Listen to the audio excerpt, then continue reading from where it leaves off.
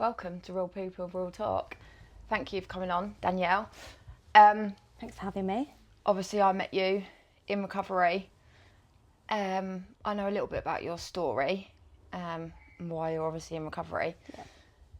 But I don't know too much about your childhood, why you ended up in 12-step fellowship, basically, and in recovery. Yeah. So what was your childhood like? So I was on a care order from when I was born. My mum was a crack and heroin user as well, one of us, and my dad was an alcoholic. And she was known to the police and stuff. So I was on a care order from when I was born, in and out of care, between my nan and at home. There was a lot of domestic abuse between my mum and my stepdad. So my mum and dad split up after about 6 months of me being born, and she met another guy, evil man, but the father to my brother and sister. And it was a very abusive relationship. He was an alcoholic, she was a user. I think they did a bit of using together as well. But yeah, there was a lot of violence in the household. I kind of looked after my brother and sister growing up. But yeah, and then when I was about 8 was when I went into care full time. She lost us permanently, and I was in care for about a year and a half, before going to my nan's full time, because I was such a little shit. When I was in care, I'd run away to go and get my brother and sister. I used to say, oh, I'm going to go and get my babies. Yeah. But yeah, so that was kind of the childhood. Tough childhood then. It's really funny, isn't it? Because, you know, I end up in the same place as you did. Yeah. You know, and I come from a really normal family. Do you know what I mean? It's like that addiction doesn't discriminate, No, does it doesn't. It really doesn't. I don't think it matters where you come from, who you are.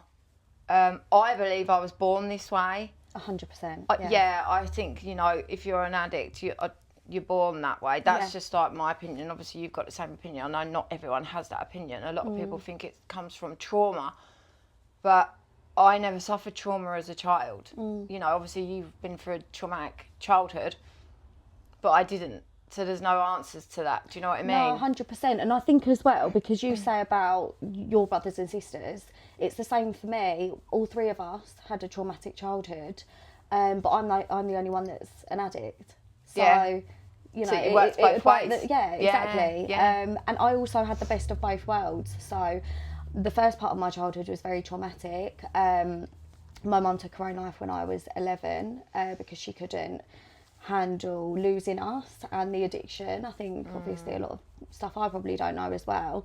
But when I was with my nan, you know, my nan and granddad were wealthy people. It was a clean, healthy, safe environment to grow up in. I was changed schools, so I was always wearing clean school uniform, and went to a good school and had a good home life. So again, I had the best of both worlds. It wasn't like that trauma continued all the way through my childhood, and I was still a little shit at school. And do you think that was a massive? It had a massive impact on you losing your mum? Definitely. Did your behaviours change after that? Like, was you a little shit before then, or did they change after that? I was a little bit of a little shit, but it definitely came out a lot more when my mum died. I look back now and have a lot of compassion for little Danielle, because she was so scared of any positive praise or support. I just was so angry at the world. I didn't want anyone to feel sorry for me. I'm big bad 11-year-old Danielle, and I can take on the world by myself. And I was having these meetings with social workers and teachers and things like that, and I just hated every minute of it. I just wanted to be left alone. I didn't like the attention, but then weirdly would stand up in the class and be the class clown, and be horrible to the teachers and the other children as well. But I just didn't know where my head was. Whether I'm confused. Coming or going half the time. I think it's two different types of attention, know that, and that's on your terms, isn't it? Do you know what I mean? The other stuff you don't want to talk about. No. And I suppose, you know, like me, my behaviours were a massive link to my addiction. I think for my family, like now when we look back, you know, my behaviours were extreme in everything that I did. Yeah. Do you know what I mean? Yeah. You know, going to prison at 13 years old, pretty extreme. Do you know what I mean? Yeah, Especially yeah, as a for woman, sure. I think.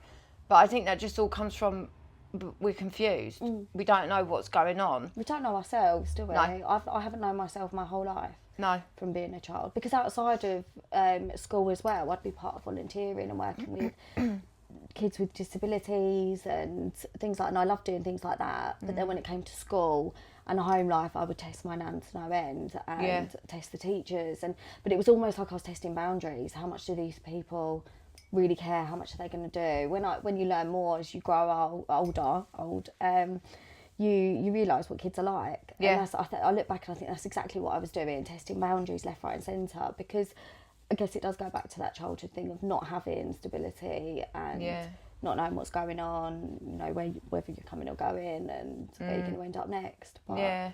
So where did you go from school? So did you finish school okay, and then yeah? So I finished school, got my GCSEs, just about, because I didn't do any of the coursework or homework, but I was quite a clever child, and my plan was to go to uni, and I think it was the normality of everything. I couldn't handle it from a young age. I wanted to be working with older people, earning money, so that I could then go out. You know, as soon as I started driving, I was out all the time, getting in with the wrong crowd. And I remember saying to somebody back then, this makes me feel like home, because obviously I went to my nan's and I had that stable part of my upbringing, but I always missed it. I always missed the chaos and playing mum and that whole environment. I think I enjoyed it in a strange way. And I know that in active addiction, I used to say the same thing. I miss the chaos. As soon as I leave that and trying to get clean, it was missing that chaos of it all, and not even knowing how to live a normal life without having all of that going on. No, So, I suppose it's like when you don't know what's going on inside your head, at least with that world, we sort of know what's coming. yeah. Do you know what I mean? Yeah, we know exactly. we're going out to do a graft or to do this or to do that. Yeah, it's hectic, but all our goal is to go and score drugs in it at the end of the day. Do you know what I mean? So we sort of know what's going on. And I think with all the other stuff outside of it, sort of shuts our head up a bit, because we're concentrating on what everyone else is doing, didn't we? Do you know what I mean? I think maybe that's why, because we have to learn to sit with us. Yes. No exactly, chaos, yeah. no nothing. You have to learn to sit with you and find out who we are as people. You know, which we're addicts, and that's absolutely fine. I'm grateful to be an addict today, actually. Same, yeah. So much so. Yeah, I know people think that's quite a weird thing to say, but I just think that this was my path for me, definitely. Yeah. Being where we've come from, I think, I don't know, not knowing who you are and not knowing your purpose, when you come into recovery and you know that you can do it, and then you've got all that purpose because you've got all that experience. Not that, you know, I'm proud of a lot of the things that I did, but I know now that I can help people who don't feel seen and who are in those situations and don't feel heard. And I can see and hear them from an experienced point of view. Yeah. Which that's how a lot of us felt out there, I think. Like, we weren't normal and didn't really know how to go about fixing that, and fixing that hole that was inside of us. So... Yeah, it's definitely like a hole in your soul, isn't it? Yeah, that definitely. feeling. Yeah, lack of belonging, and like you said about being out on the streets and knowing what you're doing from day to day. You also know what you're a part of, and being a part of whatever friendship group or homeless community, you're part of. Yeah. So yeah, I know what you mean. So what did you? What happened from then on? Where did you sort of go? What did you do when you left school? I got a really good job working for the Prime Minister. Oh, wow, Danielle. How little old me from Essex got that job, I will never know. That's amazing. It was crazy. Oh, wow. But I'd done Camp America the year before, so I'd gone to California. Do you know Camp America? No. So it's all right. No, a lot of people don't. But it's a big organisation where you can go and work for them, and they'll put you in a camp in America. It can be for underprivileged kids, it can be for really rich kids, or it can be for kids with disabilities, or all people with disabilities. Yeah. And I went to a disability camp. And I stayed there for about 3 months, I think it was. And I was working on this camp and I just loved every second of it. And I think that was a bit of a shift in my soul, a bit of a wake-up call that there are people a lot more worse off, than I was. Yeah. Because obviously the whole way through school is very much poor me. Although I would never take that positive support, I did still have it up here. Poor me, I've been through so much, the world owes me so much, until I had that experience. Yeah. And it was due to go in there. I came back and I was going to uni. And I was online looking at jobs and I saw this job pop up that said working for the Prime Minister. I thought, fuck, obviously, but not really that. Or if it is, I'm never going to get it. Oh, wow. But yeah, so it was a 6-stage, 3-month process. And I got that job. It was amazing. Felt so important walking into Downing Street. And for a while I was okay. About a year and a half of not being a little shit, not drinking too much. And then my dad died while I was there of alcoholism, and it was the tip over the iceberg for me, I think. I didn't want to admit it at the time because I still had that mindset, you know, I need to pull my socks up and get on with it. That's how it was. But I just couldn't. I couldn't take it. The pain was too much. So I tried cocaine the first time. I thought, fuck it, I want to know what it's all about. I want to know what's so worth, you know, losing your kids over, why I wasn't enough for my mum at the time, and why I'd now lost him, you know, to try and understand that. And it was the worst thing I could have done, because then you know, it grabbed me with both hands and it was the devil. It really was. Yeah, that's pretty horrific though to go through. You know, you lost both your parents too. Yeah, so young as well. Addiction, alcoholism.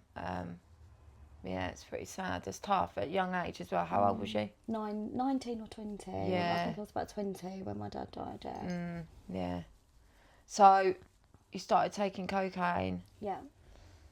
You was working at Downing Street. Yeah. And so the double life began. Yes, I was going to say. Yeah. That's mad. It was. I remember I started to leave work at 3:30 in the afternoon, just so that I could get home, get in my car, go and drive these. Was there loads of people doing it there? No, so it wasn't anyone there that I did it with. Oh, okay. Sorry, So yeah, no. Everyone in Downing Street just getting on it. Yeah. Hello, everyone. Yeah. I was just trying to like can you imagine? dig a little bit then. I think you're getting on it. Yeah, just the gossip. Yeah, no. Although, actually, I don't know if I'm allowed to say this. No, don't. I won't. No, don't. I'm not going to say this. Just leave it there. Things go on. Yeah. But no, I wasn't doing it with anyone there. I heard stories. But I actually went to a party at a weekend, on a weekend, and they were all doing it. I was around the group of kids that were all doing it, you know, at parties, clubbing, everywhere. And I used to be petrified of it. I think, oh my God, if I did that, I'd die, like, just because of what I'd experienced. And I really watched people at this party. I was in a really low place and I was really watching everyone. I thought, it's not that bad, like, watching them do it. They're all right. I'll be all right. And then I went in the toilet and did my first line. Took you straight away? Straight away. Yeah, doesn't it? I can't even remember how it made me feel. And it wasn't straight away, actually. I maybe did it once every couple of weeks at that point and thought I was like really cool and naughty for doing it.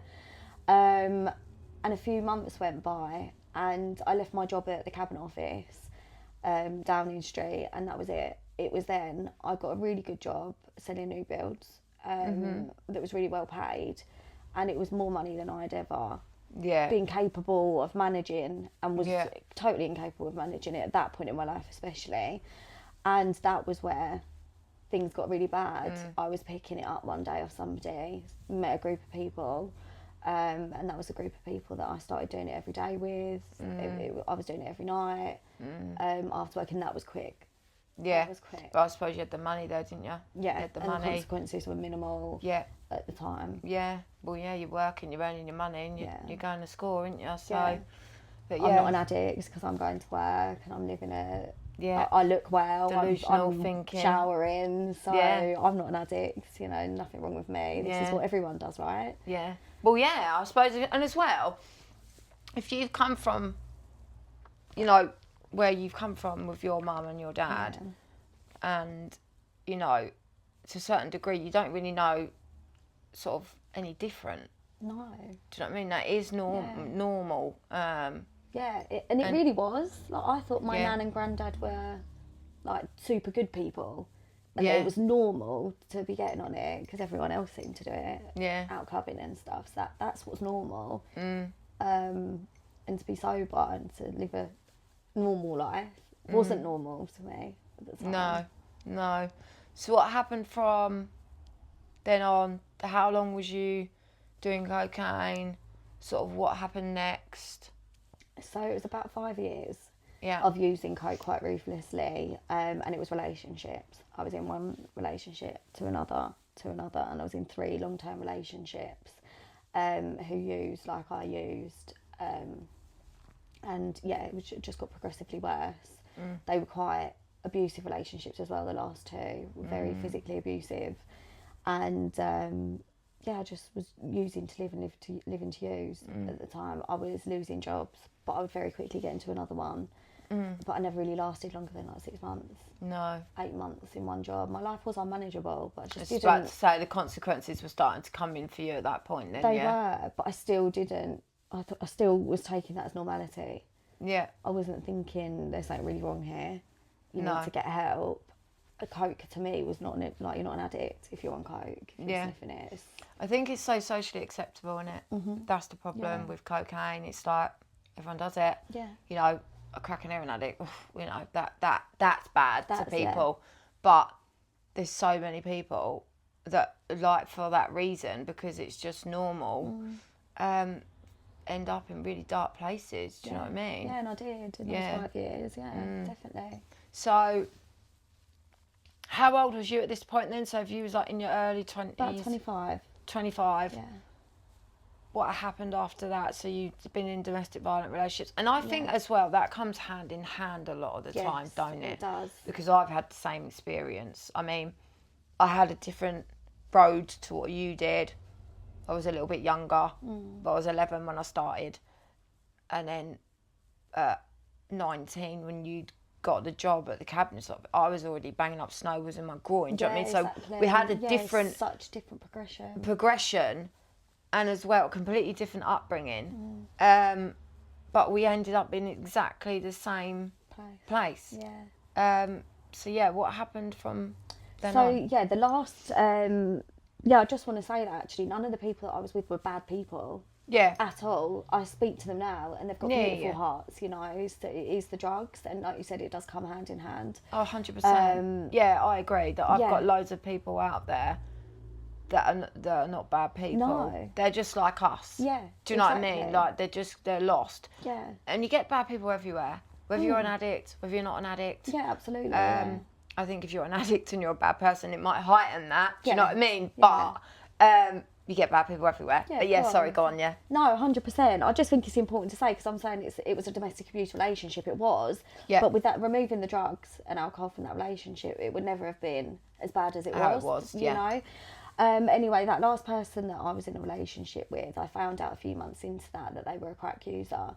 And that to me, I was in well over my head. I was like, what? Like, I haven't seen this since I was a kid. What am I supposed to do? I did initially leave, but I loved this person a lot and I tried to save them. Then after that, I thought I was trying to save them. I am using all day, every day, sniffing. They also sold the substance. And I've got this person sat in front of me begging me to let them smoke it. And, you know, I've been honest with you, just let me smoke one pipe, just let me do it once. And I'm like, no, you'll be a drug addict, you know. And I only know that now, being in recovery, that I was facilitating that as well. At the time, I was like, how could you do that? You know, it's a terrible thing to do. Anyway, it ended really badly. And I was placed in a hostel quite far away, about half an hour, 45 minutes away from the place that we were living. And in this hostel, everyone was crack and heroin users. So again, using all day, every day, but still didn't think I had a problem. And I was petrified at this point, thinking, oh my God, I'm in a place with loads of drug addicts. Like, what am I going to do? And I had using all day, every day, but I'm in a place with loads of drug addicts. Whatever will I do, I'll just stick to my sniff and I'll be okay. Yeah, I'm okay. Yeah, so delusional. Yeah. Literally bottles of pink gin. I've got video still on my Snapchat memories, or like videoing the bottle of pink gin on the side, and it's like a 9 o'clock in the morning Snapchat. But I'm okay. Morning, everyone. Because, this is breakfast today. Literally. Gin, yeah. But I'm not on what they're on, so I'm fine. Yeah. It's just crazy looking back. It's like realness, though. That is. It makes us. It tells us that it's okay. Nice for us, Yeah, it does. Yeah, constantly. Nuts. Yeah. Absolutely nuts when I look back. But anyway, I'd got quite friendly with these people, and they were lovely people. You know, I felt like, again, a part of. Everyone was really welcoming to me. I'd just sit there and do what I was doing, and they'd do what they were doing. I was quite intrigued, to be honest with you, and that like really built up over time. And until one day they couldn't get me what I wanted, but they could get the crack. And I was like, I wanted something. Still not thinking I'm an addict, but that's like, you know, that's the moment where it's like, oh shit, okay, I'll literally do anything that's in front of me at this point. Yeah. So yeah, but anyway, I tried it, and it took a part of my soul straight away. That really was it there and then. I'd just been paid. It was COVID, so I was working night shifts at Waitrose, stacking shelves. It was quite well paid actually. It was for an agency, and I missed the first cut off, so I ended up being paid like $3.5 grand when I got my payday, and that was a couple of days before I smoked crack, and I was out there for like 3 weeks on the streets with these people, and $3.5 grand had gone. Yeah, I can imagine that was just poof. Yeah.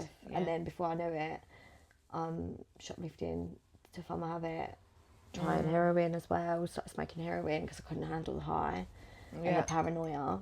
And so it took you pretty quickly then. Really quickly, that was quick. Yeah. Same experience with me. I think that, you know, every other drug that I've took, don't get me wrong, I get that it's progressive, isn't it? What we suffer with is a progressive illness. So it also progressed in what drug it was for me. Do you know what I mean? Oh, well, weed's not enough. Yeah. So exactly. this not enough. I never really was into cocaine anyway, to be honest with you. Tried cocaine, it weren't really my thing, but I was on crack at 13. So I missed them sort of, everyone else sort of seems to do it later on. But anyway, as soon as I took crack, that was it for me. Yeah. That was really all I thought about. Even in kids prison, I'm like planning how I can, you know, have it every day. So if I sell it, if I'm trying to work away I'd sell it, then I'll be able to take it every day. At a young age like that, my head's trying to work. Isn't it? It is. It just gets you straight away. It does. And then obviously the heroin comes in, and then that's a physical need anyway. So you're fucked at this point, ain't you?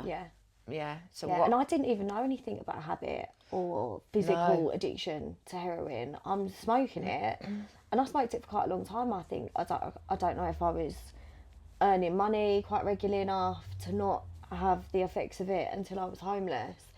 But it wasn't until I was on the streets that I started to feel that horrendous, like having flu, the physical pain. And I was like, what the fuck is this about? I didn't know until like 2 years after trying heroin that you could have a habit from it like that. Because really? I didn't. Because I was always shoplifting. I was always. You always had it, I suppose. Something. So you didn't ever go without it. Yeah, and it was just part of my crack smoking routine. I smoked this to calm down. I didn't know anything about a physical addiction. That's how uneducated I was on everything. Despite, it doesn't matter what childhood I had, you know, I didn't know. And then until I did. Until you did, So how long was you in that place for? What happened from then on? I'm not going to lie, it's quite a blur. Those last 5 years, from 25 to now, to 4 months ago, it's such a blur to try and put everything in chronological order. It becomes such a blur, you forget. So in all the shoplifting, drug driving, things like that, I was in and out of prison, only short stints for thefts, 4 weeks here, 2 weeks here, 3 weeks there. But that was another big reason, I think, that contributed to me wanting to be clean, that in our being kept in court cells because I didn't have bail addresses. If I got arrested, I knew I was going to prison. But yes, that was continuous from the age of about 25, 26, shortly after I started smoking crack. up until this year. April was the last time that I was in prison on a recall. Obviously not when you're homeless, you're not going to appointments and stuff. Yeah. So as soon as you've done a sentence and you're out, you get recalled anyway, just like a month or two later. Yeah. Just because they don't know where you are. So. Yeah, because you're meant to have an address, didn't you? Yeah. So I suppose that carried on then from, and this was when you was at your hostel, was it? Yeah, that's when it started. Yeah, because that was when a lot of the shoplifting started. Waitrose, you know, where I worked, was one of them. There were quite a few. And then I got caught drug driving as well. One morning, 7 o'clock in the morning, was on my way to go and pick up more drugs. I actually lost my licence 4 times. For addiction, just the recklessness. In the car, blazing rounds, that's it, I'll jump in the car, driving. So I'm so grateful. I was just about to say, grateful that nothing's ever happened. So grateful. No accidents or anything. No, I never hurt anybody else. I never hurt myself either. I used to have accidents, but it would be going into bushes or something like that. But I pray every day, gratitude, that never happened to me. Because it quite easily could have done something I'm 100%. Definitely not proud of. I'm on a ban at the moment. I'm quite grateful for it. 2 years and 8 months, that happened last year. So I just, it's the best part. Yeah. I think prison comes with addiction. Yeah. Especially my experience, again, crack and heroin. I just think you're doing everything to fund that habit in you at the end of the day, and it's just like a revolving door, isn't it? Just in, out, and it almost became like a retreat at one point. I was quite pleased, like on my very short stints. I got a long one last year, well, for me, 5 months, and that was unbearable, and I think that was when I was like, I can't do this anymore. What you needed, sort of thing. Yeah, definitely. But the 2 weeks here, the 3 weeks there, although I wasn't particularly happy about it because I wanted to be using, I used to have a sigh of relief and think, I've got somewhere to stay, I've got 3 meals a day. I think prison saved my life a few times. If I'm honest, I really do. Like you just said at the time, I didn't want to be there. Obviously not, and no one wants to be there, do they? At the end of the day. But I do think the sentences saved my life, definitely, if I didn't go. How many times did you go during your addiction, do you think? I was in and out 16 times. That's a lot, isn't it? Yeah. I went for 2 days at one point because it was a case that was dealt with in a different borough. And they didn't want to let me out on the streets till Monday. So I went in on Saturday and was back out on Monday. What a waste of time, though, really. Do you know what I mean? 2 days. I know. Like, what? Yeah, and then I was released on the Monday anyway. I got really? Conditional discharge, I know. It just sets 2 days addicts up to fail, really, doesn't it? Yeah. And then they go and put us all in the same... Hostels. Yeah. I know. It's failure. Yeah. Straight away. And you're homeless as well. Yeah. They know you've got nowhere to go. Exactly. But then they want to know where you are. Yeah, I know. Right. And you've got to attend appointments. It's going to work, isn't it? Yeah, this is going to work, this. Yeah. But, I mean, look, probation, I've been in probation a long time, like you have. Yeah. And I think they're understaffed rather, and overworked. Oh, definitely. Chaos. Chaotic, yeah. Yeah. Just a bit. Yeah, it was always like that for me as well. It's my experience, in and out, in and out, in and out. Yeah. Same as well with addiction. It's just like, just go again and again and again and again. And that is the 3 things that addiction can promise you: is prison, mental institutions, or death. Death, yeah, exactly. It's the only options we've got with that life. Games, and I know people might be in early addiction right now and think, oh, that will never happen to me, but it will. Oh, there's always the yes. There'll come a point. Yeah. There's always yes. Yeah.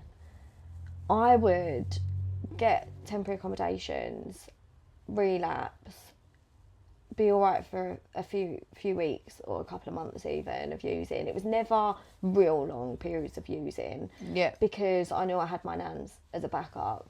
Right. As soon as things start to fall apart, if I was in a crazy relationship, which they always are when you're both using, I can just go back home, get myself sorted, and you know how quickly we get well. Obviously we get unwell quick, but we also get really well quick. Yeah. So I think, I'm all right now, sweet, I'll go back out, and I'll be fine again. And it was like a horrible cycle. Yeah. Every time, I couldn't even tell you what I was doing in those times. I know I had jobs. I worked in a kebab shop. I worked in a Chinese shop. I worked as a PA at one point.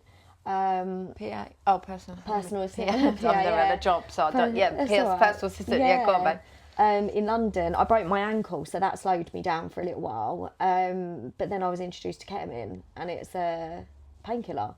So I've broken my ankle in 3 places, fractured it into 2 more places, and I'm driving and walking on it for 5 days before I even have surgery. Do you know what I mean? So it's slow painkiller. Yeah, because I'm off my nut on Ket. And pre-gabs as well. I actually broke it on pre-gabs. Yeah. And then I was in this relationship with a drug dealer, and he didn't want me on the drugs, so I was sneakily doing coke, but I stopped smoking crack for a little while. So it was loads of crazy different things that were going on. Scenarios, one after the other. Never getting back with exes at times as well for a couple of months. And yeah, it was just complete chaos. Yeah. But I was addicted to that as well. Yeah. Massively. Yeah, the whole lifestyle that comes with it, I can relate to that as well. I think it's all the excitement of it sometimes, innit? Especially when I was like starting out quite young. I used to sort of feed off of that, going out with someone that's like, you know, people were scared of, or naughty like people, and it was almost like fucking giving it all the big one when really I ain't got a fucking clue who I am. I know. I'm a scared little girl inside, but because I've taken loads of drugs and I'm portraying this character. And it's a mask, Yeah, that I'm not really that person. So it's quite a... I think back to that last year of me using, and I'm 4'10.5", and I'm walking around barking thinking I'm some bad girl, like, because of what I'm doing, and I was so angry with the world, and it was everyone else's fault.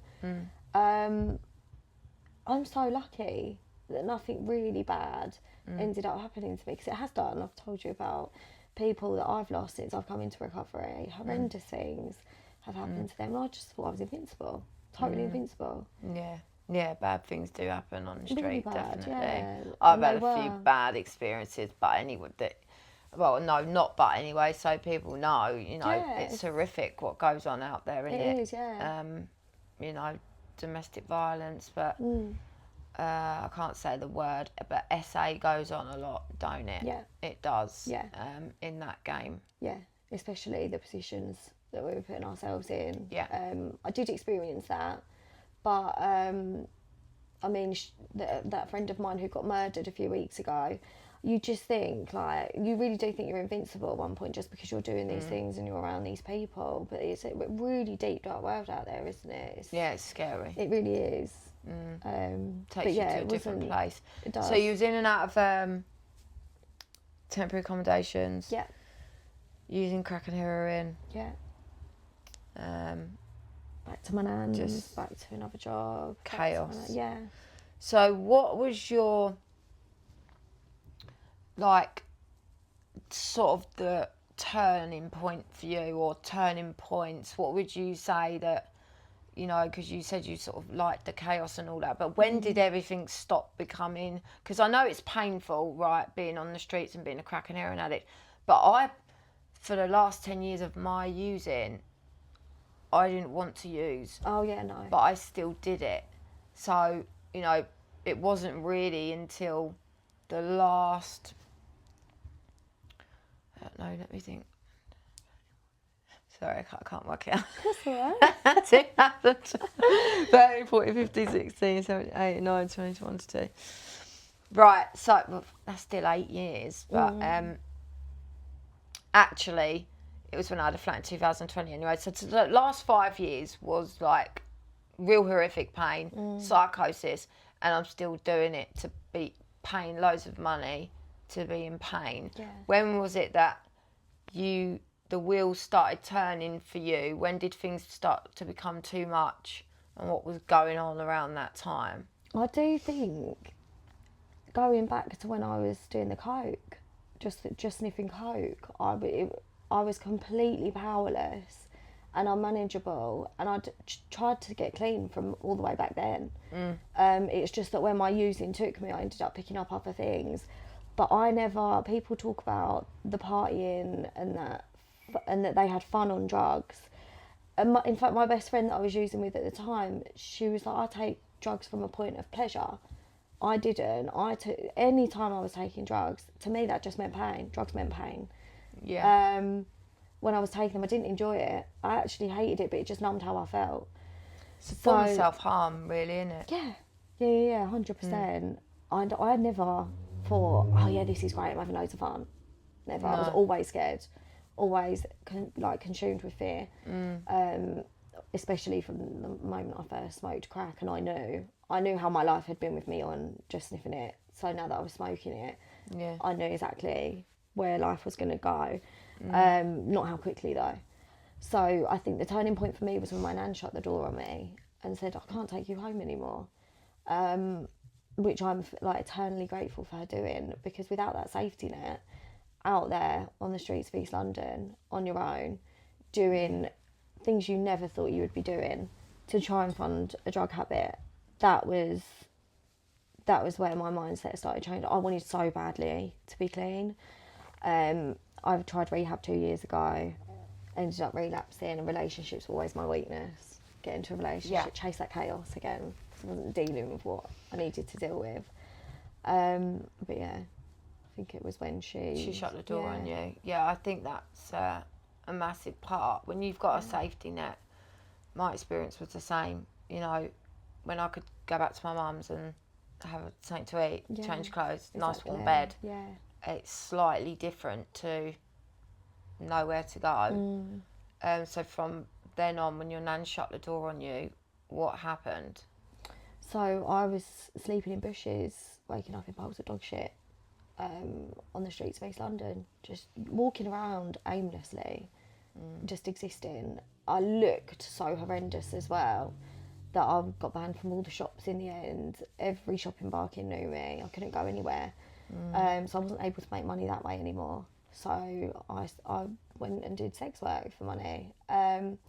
And again, I looked so horrendous in the end. It was hard to try and fund what I needed, the heroin addiction, the physical heroin addiction. It got to the point I had no other options. I just wanted to die. I couldn't. I remember sleeping outside a petrol station once, and I couldn't move. I couldn't get myself up. I had soiled myself. I had my coat over me. I looked awful. I didn't want anyone to look at my face. I had my coat over me. I was hiding, and someone came up to me, and I thought they were giving me money, and I was like, oh, thank God. And they gave me a coffee and something to eat, which was really lovely of them. But at the time, I was so angry. Like, how could you do that to me? Like, you can see, do you know what I mean?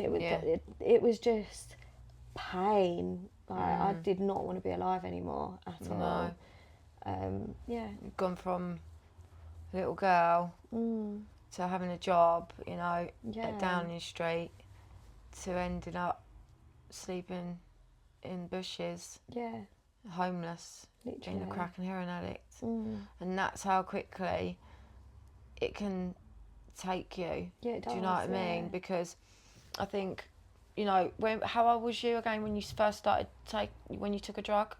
About 21, it was just after. So that's relatively quite late on in life, compared to all my friends at the time. Compared to everyone else. So I suppose you would never have, you know, ever in a million years, not suppose, you would never have in a million years thought that you would end up. Within like 8 years, within 5 years on crack and heroin, Ended up on the streets, homeless. Yeah. It's horrific, isn't it? Yeah. It is bad. So when was the wheel started to turn for you, like into getting into recovery? How did you start, and what did you do from this sort of moment on? So it wasn't a choice of my own. It was divine intervention by the universe. It wasn't anything that I didn't want to get clean. I hated myself so much. I was quite happy to stay where I was with no phone, not having anyone around me to see, you know, what I'd ended up as. But I actually got on a train one day to go and steal. because from another town, because I couldn't do anything where embarking anymore. And I fell asleep on this train because I think I'd been up for about 5-6 days at the time. And I fell asleep on this train and ended up at the end of the train line somewhere in just before Suffolk, I think, like for Essex. And they got me back on the train, said like, where are you going? Oh yeah, you need to get on this train. So I got back on the train, woke up in London again. I just kept falling asleep, just kept passing out. I was so sick as well, withdrawing really bad. I've done that a few times as well. I can relate to that, actually, falling asleep. I think quite a lot of people have said to me, I was actually woken up at Stratford by 6 police officers because I was wanted at the time. Not because I was wanted, someone had reported me dead on the train and I was wanted at the time. So I gave an ex's name and date of birth and address because that was the only other one I could think of. Yeah. And they let me go and put me back on the train. And I fell asleep again, and this was like the 6th time of the day. Wow. And I'd left really early in the morning, and by this time it's like 5 o'clock at night. I've missed all the shops. What the fuck am I going to do? I don't know, you know. So literally riding on a train all day long. Yeah, I've just like had a place to sleep all day. Yeah. But now I'm in panic mode. How am I going to get well? I'm going to end up how I did outside that petrol station again, you know. Yeah. But I woke up in my nan's hometown. So, and she'd been, and she'd been asking me to go home for about 6 months. I hadn't spoken to her for about 6 months, but I had been making the plans every month, you know, when I get paid How this mad is month, that? I'm So gonna the go train home. actually took you to My nan's hometown. To your nan's and I woke up hometown. there, yeah. Oh, And I hadn't been Danielle. asked for a train ticket all day. Hadn't been asked by anyone. They just, you know, I'd had sympathy and they just got me back on the train. Even the 6 police officers let me go and I was fine. Oh. Yeah, they could, because I've seen pictures of you. They probably felt. Yeah, I can imagine that they was. But so a man at my nan's hometown train station said to me, can I see your ticket? And I thought, I haven't got one, but I need to get back to London. And he was like, well, you're not travelling without a ticket. So he's dragged me kicking and screaming out of that train station. And I'm just thinking, what am I going to do? So the train ended up taking you to your nan's. Yeah. Hometown. And I had no intention. Yeah. When I got off that, when I was dragged out of that station, I had no intention of going home. I was still, my brain's still using drugs. How can I get drugs? And I started walking, and I was just done. I was done. I couldn't even walk. Charlotte, I found this verge. I was walking along the pathway, and there was like this verge of grass.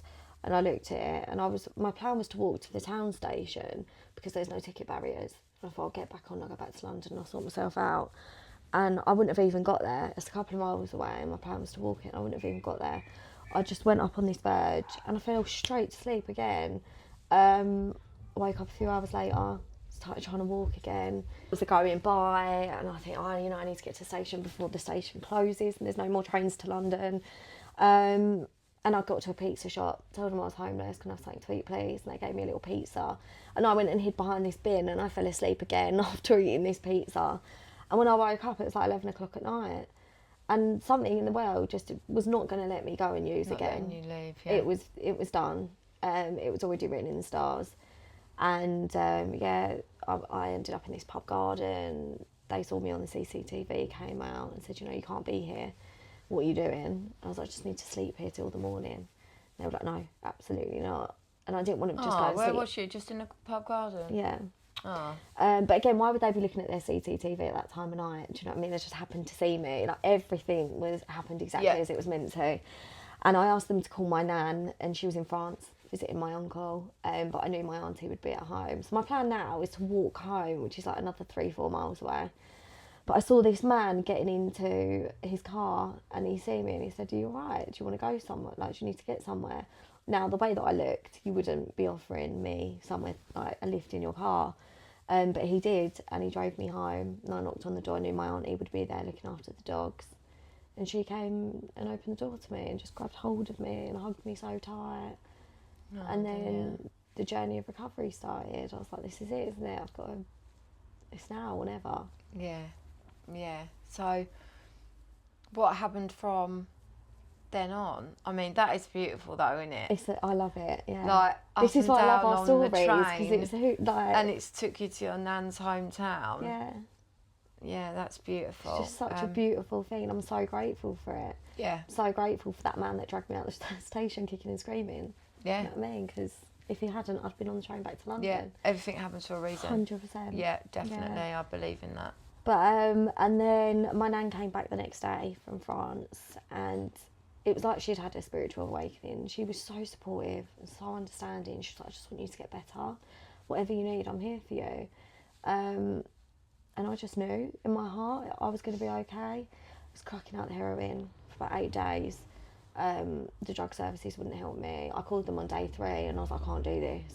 And they said, because it's out your system now, like on a drugs test, we can't do anything for you. So I was even begging my nan to go to town and let me get one more 10 bag. I was like, let me go, it's just £10, just one more time.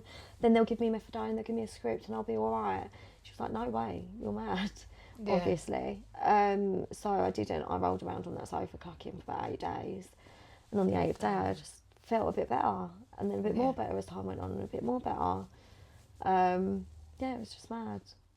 Is that when I first see you at the meetings? Is Yeah. that when you came? Yeah. Oh, So I remember Googled you it. coming in, actually. Yeah. I Googled it and I went to the Saturday one in my nan's hometown. And I was broken. I was absolutely broken. Like, still now when the people say to me, when you first came in, we've never seen anyone looking that poorly. No. When they first come into the rooms, I thought I was alright. So obviously, still, Yeah. brain, I'm not that bad. But yeah, and I just stuck at it 3 meetings a week to start with, then 4. Obviously started going to stay meeting issue as well. 4 a week, went through the steps. And yeah, the rest is history, I suppose, but... Beautiful. Yeah. I love it. Recovery's a 4 beautiful months thing, later, isn't it? it is, it's amazing. Yeah, I was just about to say that. How clean are you now? Yeah, 129 days, which is just over 4 months. That's amazing. That really is beautiful. And I'm so grateful that you are on this journey, that I've met you. As well, yeah. And I think that people are put in each other's paths Definitely. for a reason. Yeah, it's a beautiful thing. It is. And we've come from completely different upbringings. Yeah. Started completely different times. Yeah. Just different stories, but it wasn't different in the end, was it? Always takes you to the same place. We got to the same place. We both was homeless on the streets, and now we're in recovery. Yeah, life beyond our wildest dreams. Yeah. It really is. It is, yeah. It's a beautiful thing. It It is. really is. What would you say to, I don't know,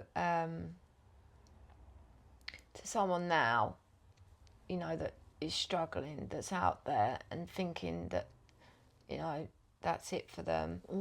But you even said as well that you was prepared to just carry on like that because it's almost like a form of self-harm, I think, isn't it? Yeah. Because you don't feel like you deserve any better. No, I didn't. So you didn't even want, where I got to the point of like, I had an internal snap, but I've got children, so I've got a different story to you where, don't get me wrong, I couldn't get clean for my children, but my children are definitely the reason I'm alive. They kept me alive, do you know what I mean? Because I got to the point where I wanted to kill myself, and then I just had an internal snap, like, I can't do this anymore. Yeah. But you was in so much pain that you just didn't really... No, I think I just accepted that I was That's what I going to die mean. that Yeah, way. yeah. So and- you and just it just wanted was- to just carry on causing yourself more pain. Yeah. But now look at your beautiful life. I know. I would say just don't give up that hope that there is a light at the end of the tunnel and there is a solution to this horrible disease that we suffer with. You've just got to reach out and you've just got to be ready. When I came into those rooms, I was ready. I was in full surrender mode. What anyone had to say to me, I was willing to listen. I didn't believe I could get better, even for the first 30 days. Even thoughts in the first 60 days, this isn't going to be, a long-term solution for me. And then it just, like, the obsession just lifted. I don't even think about it really now. Sometimes, occasionally, I was saying to you earlier, occasionally my brain will tell me I'm missing the chaos. Yeah. But then I just go and do something, go down the spa or to the gym or I'm making out like I go to the gym all the time. I do not. I don't know why I said that. I've been to the gym like twice. See, do you know what, right? Honestly, yeah, the other day, right, someone asked me a question and straight away I lied. And I just...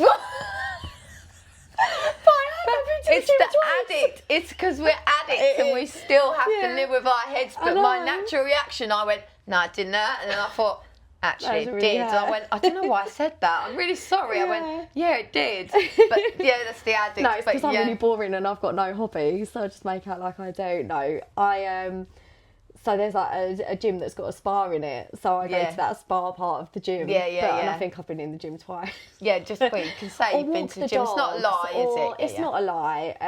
But if that's what you enjoy, just do whatever you enjoy. You know, my brain will lie to me and tell me that I miss the chaos, so I just fill my time in that moment with doing something productive. Yeah. Obviously, you know, I've volunteered down the Salvation Army and stuff, and I give back now.